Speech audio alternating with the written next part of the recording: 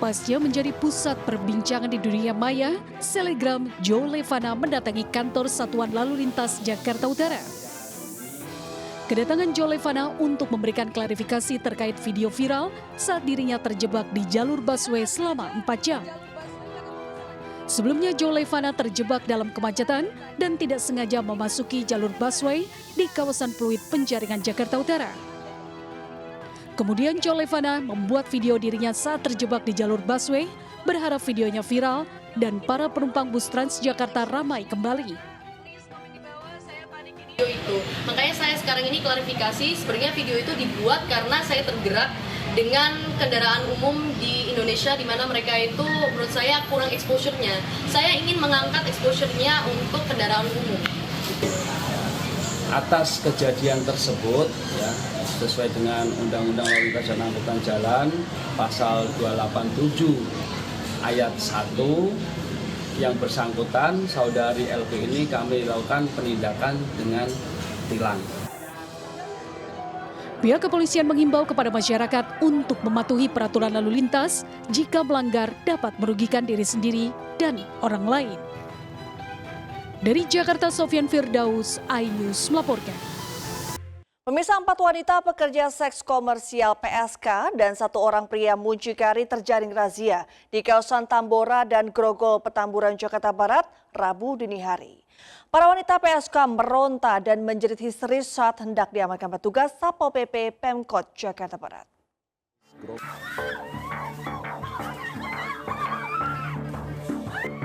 Teriakan serta jeritan wanita pekerja seks komersil memecah keheningan malam di Jalan Kali Sekretaris, Grogol, Petamburan, Jakarta Barat. Sejumlah wanita pekerja seks komersil ini terjaring razia yang digelar petugas Satpol PP Pemkot Jakarta Barat. Petugas menggelar razia di 2 lokasi, yakni di kawasan Pangeran Tubagus Angke Tambora dan Grogol, Petamburan, Jakarta Barat. Sedikitnya 4 PSK dan 1 orang pria penjaga PSK terjaring razia. Menjajakan seks ada 4 wanita dan 1 anjing. Mereka yang terjaring razia ini akan menjalani pembinaan di Panti Sosial Kedoya, Jakarta Barat. Dari Jakarta, Miftahul Gani, iNews melaporkan. Eksekusi 2 bangunan rumah di Medan Marelan, Kota Medan, Sumatera Utara berlangsung ricuh. Pemilik rumah bersama warga dan kuasa hukum terlibat aksi saling lempar kursi dengan petugas kepolisian dari Polres Pelabuhan Belawan.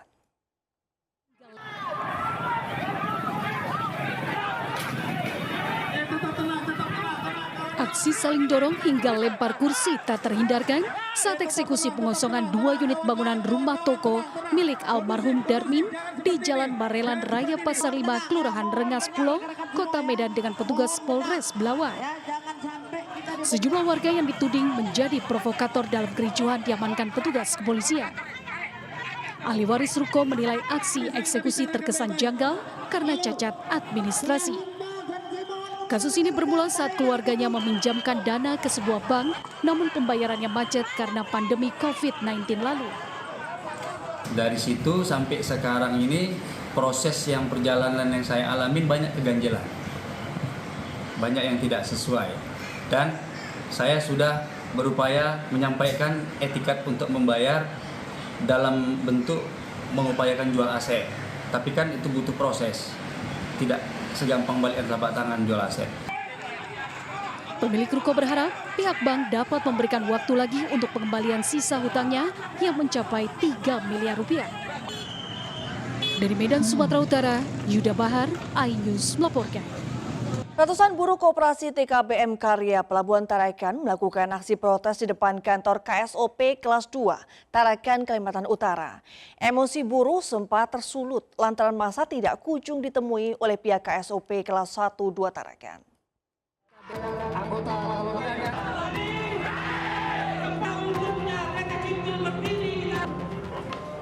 Protes ratusan buruh koperasi TKBM Karya berlangsung di depan kantor KSOP Tarakan, Kalimantan Utara. Aksi sempat diwarnai emosi buruh lantaran tak kunjung ditemui oleh pihak KSOP kelas 1-2 Tarakan. Dalam aksinya, massa menuntut kejelasan terkait aktivitas bongkar muat kapal kargo PT Phoenix Resources International dan izin bongkar muat. Kepala Kantor KSOP Kelas 2 Tarakan, Mukhlis Tohepali, mengatakan izin terkait pabrik bubur kertas milik PT PRI sudah diberikan.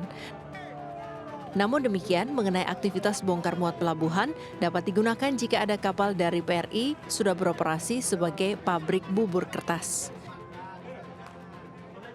Bahwa benar ada beberapa hal yang mungkin menjadi keliru karena situasi dan kondisi juga ya, masalah geografi dan segala macam itu.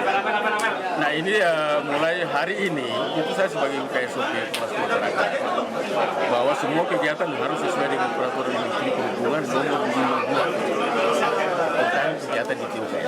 Akan diarahkan ke pelabuhan besar supaya anggota TKB bisa berkegiatan karena sampai saat ini anggota TKB belum bisa masuk ke sipir. Jadi kami minta kepada KSOP selaku pemegang otoritas, kita minta arahkan kapalnya ke lembaga pelabuhan umum supaya anggota TKB itu bisa bekerja. Buruh TKBM pun meminta KSOP untuk melakukan pengawasan terhadap PT PRI yang menyatakan siap mematuhi keputusan KSOP. Dari Tarakan, Kalimantan Utara, Usman Codang, iNews melaporkan. Pemirsa, oknum warga negara asing di Bali kembali berbuat ulah. Terbaru, seorang warga negara asing terekam pengawas nekat mencuri minuman keras di salah satu toko wine di Badung, Bali.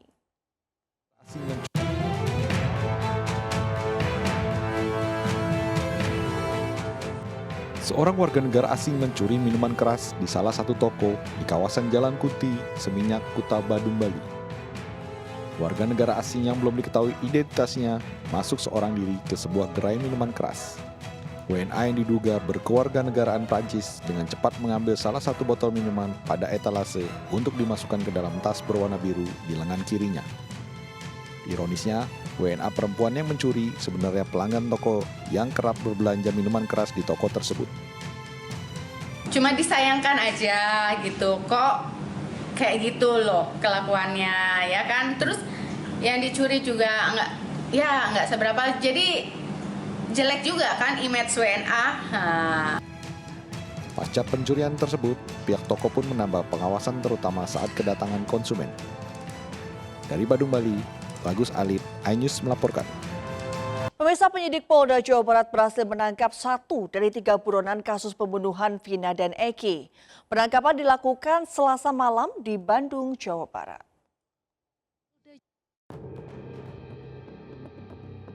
Direktorat Reserse Kriminal Umum Polda Jabar meringkus 1 DPO alias buronan pelaku pembunuhan Vina dan Eki di Cirebon. Kepala Bidang Humas Polda Jabar Kombes Pol Jules Abraham Abbas mengatakan 1 DPO tersebut bernama Peggy Setiawan alias Perong. Pelaku ditangkap di Bandung, Jawa Barat pada Selasa malam. Selama berada di kota Bandung, pelaku bekerja sebagai tukang bangunan. Saat ini Peggy masih diperiksa di Mapolda Jabar dan polisi masih terus melakukan pengembangan untuk menangkap 2 DPO lainnya. Terduga pelaku yang berstatus DPO sejak 2016. Pengungkapan kasus ini kita lakukan tadi malam, Selasa malam di Kota Bandung. Yang bersangkutan adalah warga Cirebon yang bekerja sebagai buruh bangunan di Kota Bandung. Sebelumnya pembunuhan dan pemerkosaan terhadap Vina terjadi pada bulan Agustus 2016. Remaja Cirebon ini dibunuh bersama kekasihnya Muhammad Rizky. Total ada 11 pelaku yang terlibat dalam peristiwa tragis ini, namun baru 8 tersangka yang ditangkap dan diproses hukum hingga dipidana. Kasus ini kembali mencuat setelah film berjudul Vina sebelum 7 hari dapat perhatian publik karena kasus tersebut masih menyisakan 3 tersangka yang belum tertangkap. Dari Bandung, Jawa Barat, Tim Liputan iNews melaporkan. Sementara polisi menggeledah rumah Peggy, buronan kasus Vina di Cirebon, Jawa Barat. Dari hasil penggeledahan, polisi membawa 1 kotak besar berisi barang bukti.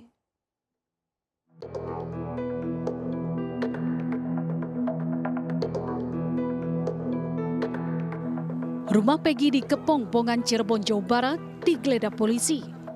Penggeledahan merupakan pengembangan setelah Peggy ditangkap di Bandung, Jawa Barat. Dari hasil penggeledahan, polisi menyita sejumlah barang bukti yang dimasukkan ke dalam kotak. Sementara itu, menurut tetangga, Peggy jarang bergaul dan berinteraksi. Ada yang diamankan kemarin. Apa aja barang yang diamankan? Karena sifatnya penyidikan, maka mohon maaf nanti belum bisa kita sampaikan. Tentunya perkembangan ketika sudah dianggap dapat disampaikan ke publik, nantinya yang membidangi daripada kehumasan tentu akan menyampaikan. Sementara 7 pidana kasus pembunuhan Vina kembali diperiksa oleh Ditreskrimum Polda Jawa Barat. Pemeriksaan ini dilakukan guna mengungkap DPO dan peran Peggy Setiawan atau Perong serta pengungkapan 2 DPO lainnya. Kabid Humas Polda Jawa Barat Kombes Pol Jules Abraham Habats menuturkan pihaknya belum dapat mengungkapkan lebih dalam peran dan lokasi penangkapan Peggy di Kota Bandung. Dan secara lengkap untuk posisi penangkapan tentu karena untuk alasan pembuktian. Oke, Pak, dari pelacakan sendiri? Ya, kami minta seluruh warga masyarakat bersabar. Kami akan mengungkap secara terang benderang. Ya, kami akan transparan terkait dengan proses penyidikan maupun pengungkapan kasus Vina Egy. Kabid Humas Polda Jabar menambahkan agar masyarakat bersabar dan Polda Jabar akan memberikan informasi secara transparan. Ketujuh pidana saat ini dititipkan ke Rutan Kebonwaru hingga penyelidikan selesai. Dari Bandung, Jawa Barat, Diki Wismara, iNews melaporkan. Pemirsa, nasib sial menimpa pencuri motor di Kota Medan, Sumatera Utara. Pasalnya ketika hendak kabur, pencuri tertangkap warga karena sepeda motor gagal dihidupkan. Pelaku pun menjadi bulan-bulanan warga yang geram.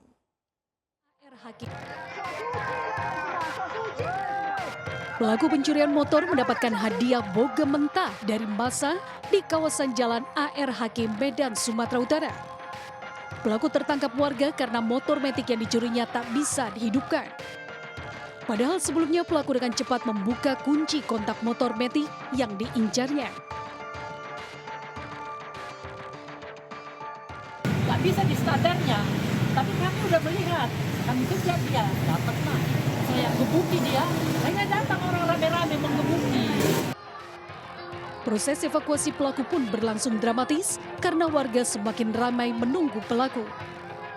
Tim presisi Polrestabes Medan pun akhirnya berhasil membawa pelaku untuk diproses di Polsek Medan Area. Dari Medan, Sumatera Utara, Ahmad Ridwan Nasution, iNews melaporkan.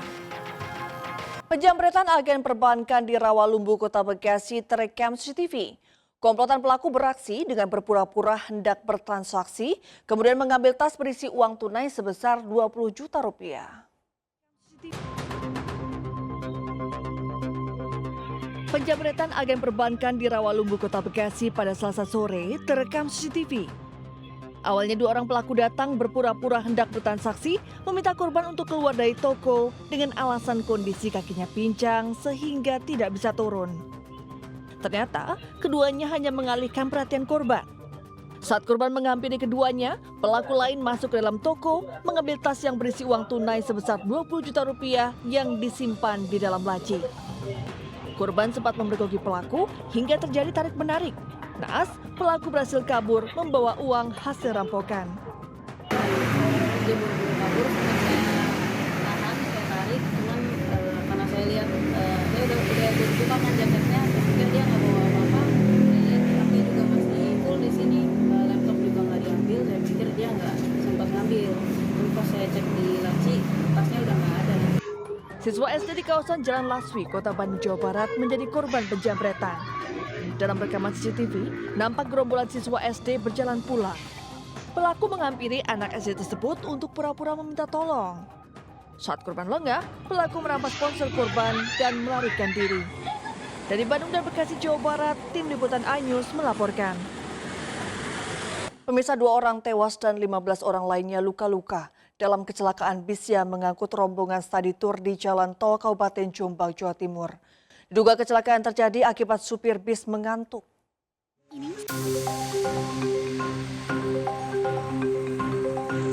Bus Bimario yang ditumpangi rombongan pelajar studi tur asal Malang ini ringsek setelah menabrak truk di Jalan Tol Kabupaten Jombang, Jawa Timur.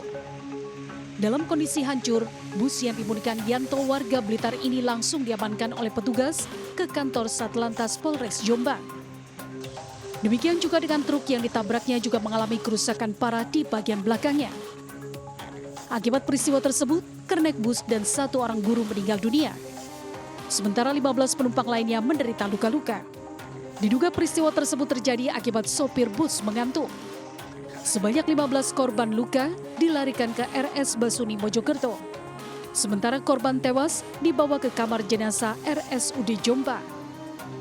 Di KM 6 rest area Jombang, ya. Dari belakang bis kayak oleng. Kenapa katanya? Indikasi supirnya ngantuk.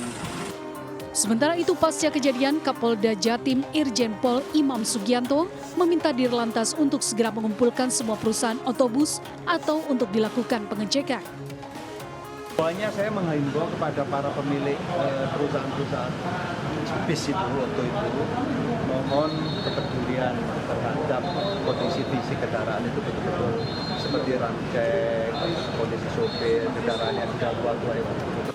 Tim Liputan iNews melaporkan.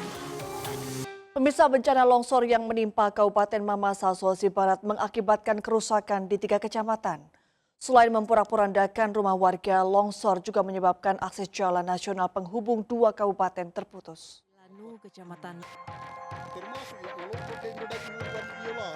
Beginilah kondisi longsor yang terjadi di Desa Uhailanu, Kecamatan Arale, Kabupaten Mamasa sejak Selasa kemarin. 2 rumah warga tertimbun longsor beserta sejumlah kendaraan mobil dan juga motor. Kondisi longsor menyebabkan pemilik rumah terpaksa mengungsi sementara waktu, terlebih lagi kondisi cuaca masih turun hujan. Selain menimpa rumah warga dan kendaraan, ada 3 titik longsor menutup akses jalan penghubung Mamasa dan Mamuju.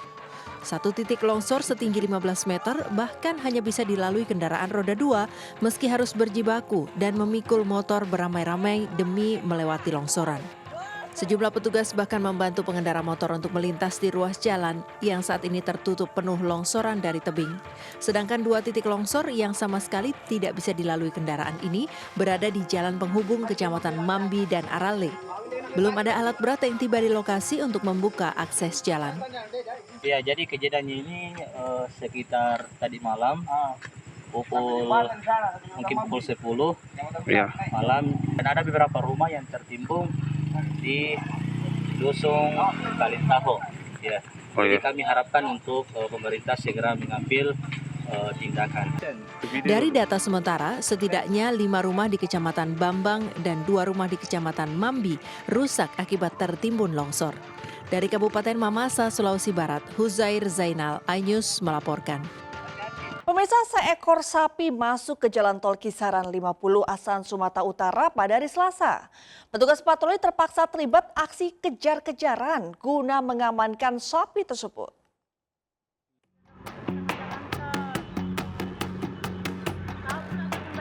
Video amatir warga merekam seekor sapi masuk ke dalam jalan tol Kisaran 50 di Desa Sukadame Barat menjadi viral di media sosial.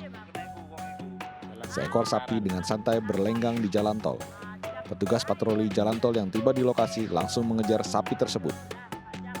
Butuh kerja keras petugas mengejar sapi tersebut karena sapi terus berlari kencang melawan arah kendaraan. Beruntung tidak ada kendaraan yang melintas di jalan tol.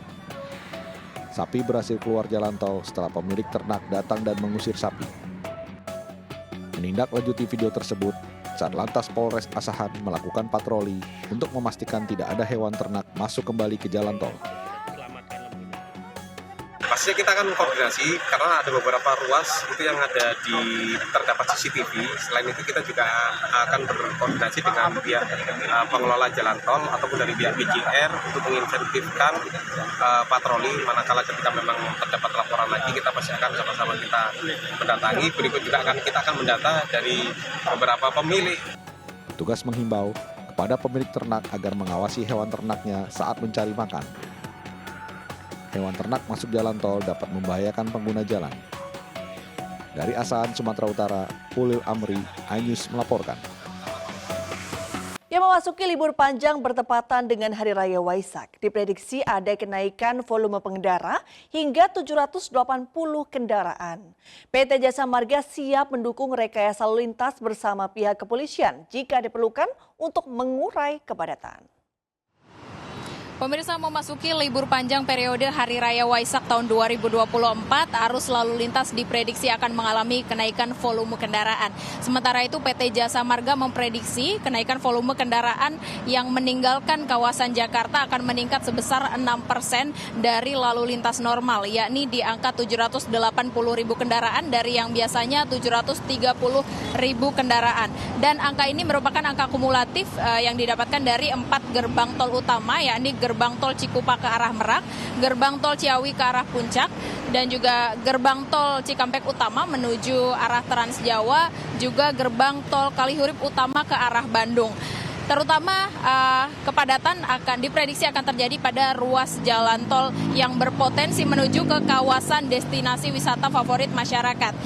Sementara itu potensi kepadatan di lajur jalan tol ini diantisipasi dengan penempatan petugas-petugas Jasa Marga di titik-titik rawan kepadatan atau kemacetan untuk mengurai adanya kepadatan yang ada di jalan tol.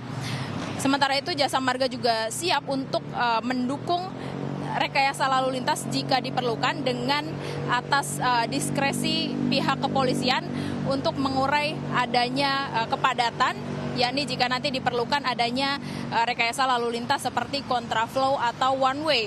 Dan pemirsa, kami tetap imbau kepada Anda yang akan melakukan perjalanan pada saat periode libur panjang ini untuk tetap berkendara dalam kondisi prima, baik kendaraan maupun pengemudinya. Kemudian juga memastikan kecukupan saldo uang elektronik dan juga BBM, dan tetap patuhi rambu lalu lintas dan juga istirahat jika diperlukan. Dari Jakarta, Jen Cahyani bersama juru kamera Sadu Santo, iNews melaporkan. Pemirsa, pemerintah Arab Saudi telah mengeluarkan kartu pintar atau smart card untuk digunakan para jemaah haji Indonesia. Kartu pintar ini sekaligus sebagai akses mengikuti rangkaian ibadah di Arafah, Musdalifah, dan Mina Ar-Musna. Kebijakan penggunaan kartu pintar baru diterapkan tahun ini oleh pemerintah Arab Saudi. Jemaah haji Indonesia diminta membawa smart card selama berada di Tanah Suci, terutama pada puncak haji di Ar-Musda. Kepala Daerah Kerja Makkah, Khalilur Rahman, menghimbau agar ketua kloter, ketua rombongan, dan ketua regu, termasuk juga jemaah haji, bertanggung jawab memastikan kartu tidak hilang dan menjaga sebaik mungkin. Pemerintah Arab Saudi telah menyiapkan cadangan kartu bagi jemaah apabila kehilangan smart card, namun jumlahnya sangat terbatas. Kartu yang nanti akan dipakai oleh jamaah haji untuk masuk ke masyair Arafah, Musdalifah, dan Mina. Oleh karena itu, setiap jamaah yang akan masuk ke area masyair wajib mengenakan smart card. Smart card ini merupakan implementasi pelaksanaan peraturan Arab Saudi yang mengeluarkan fatwa bahwa orang yang berhaji tanpa izin hukumnya berdosa. Dari Makkah, Arab Saudi, Fahmi Firdaus, iNews melaporkan. Sebanyak 72.481 jemaah haji Indonesia sudah tiba melalui Bandara Amir Muhammad bin Abdul Aziz Madinah. Sementara jumlah jemaah haji yang wafat di Madinah sebanyak 8 orang. 2024.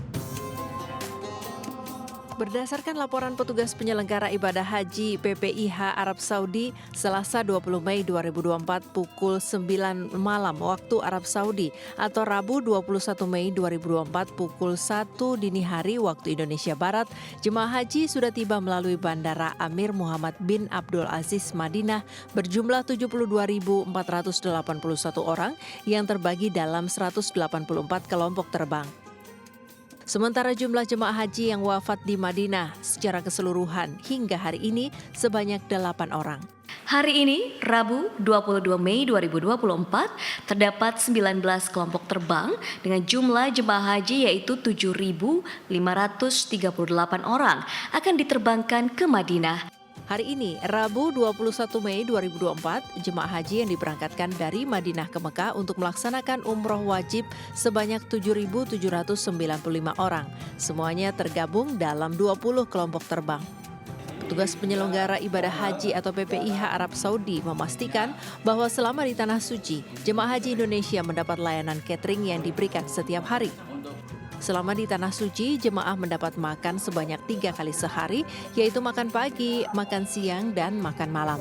Secara keseluruhan, selama di Madinah, jemaah mendapatkan makan sebanyak 27 kali maksimal dan di Mekah sebanyak 84 kali.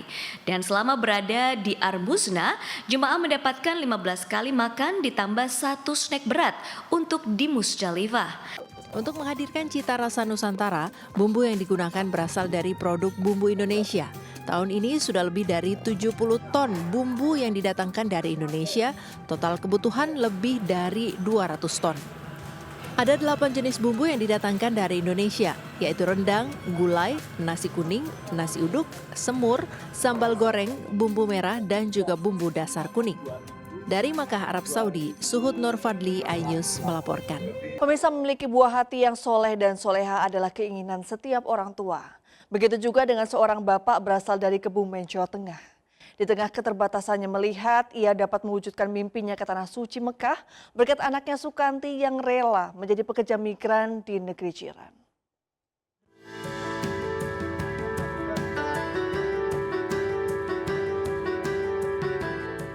Meski dunia terasa gelap gulita, namun cahaya ilahi menuntut seorang petani bernama Suroso menuju ke Baitullah.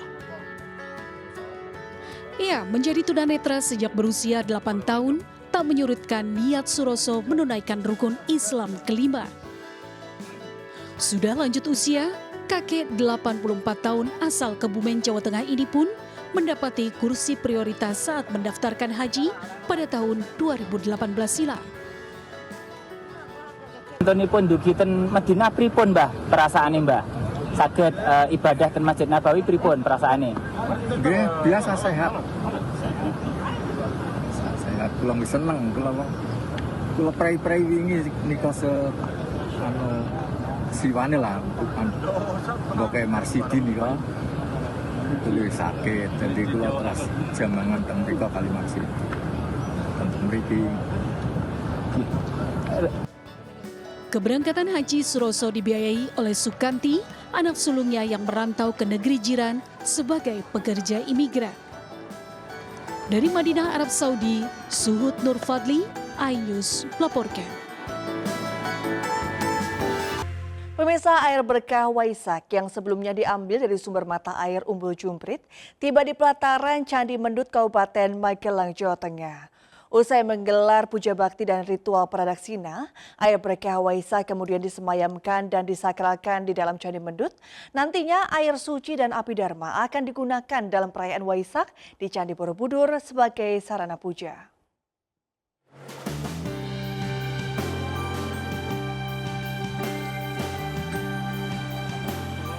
Rombongan pembawa air berkah Waisak yang sebelumnya diambil dari Umbul Jumprit di Kabupaten Temanggung tiba di Komplek Candi Mendut di Kabupaten Magelang. Kedatangan 22 kendi berisi air suci Waisak tersebut langsung disambut para biksu dan umat Buddha untuk diletakkan di altar utama dan kemudian menggelar puja bakti. Menurut Bante Victor Damafudo, Wakil Ketua Panitia Waisak Nasional 2568 Buddhist Era, bagi umat Buddha, air berkah Waisak ini memiliki makna simbol kehidupan dan kedamaian bagi semua makhluk. Ya baik, jadi untuk makna air kan tahun ini seperti tahun sebelumnya diambil dari air yang di Umbul Jumprit, ya fungsinya seperti apa? Untuk sebagai puja kepada Buddha, Dhamma dan Sangha. Air simbolis daripada kehidupan, simbolis daripada netral, damai, dan juga simbol dari sebuah kehidupan yang baru. Usai melakukan prosesi puja bakti, para pimpinan biksu dari berbagai sanga yang diikuti ratusan umat Buddha kemudian melanjutkan ritual pradaksina atau mengelilingi Candi Mendut sebanyak 3 kali sebagai simbol penghormatan kepada Sang Buddha. Setelah itu, air berkah Waisak kemudian dibawa naik untuk disemayamkan dan disakralkan di dalam Candi Mendut bersebelahan dengan api Dharma yang pada sebelumnya juga sudah disemayamkan. Rencananya api dan air akan dibawa ke Candi Borobudur sebagai sarana puja perayaan Waisak. Peringatan Waisak tahun ini mengusung tema untuk bahagia sebagai makhluk dan manusia, marilah kita meningkatkan kesadaran yang diajarkan oleh Sang Buddha. Dari Magelang, Jawa Tengah, Puji Hartono, iNews melaporkan.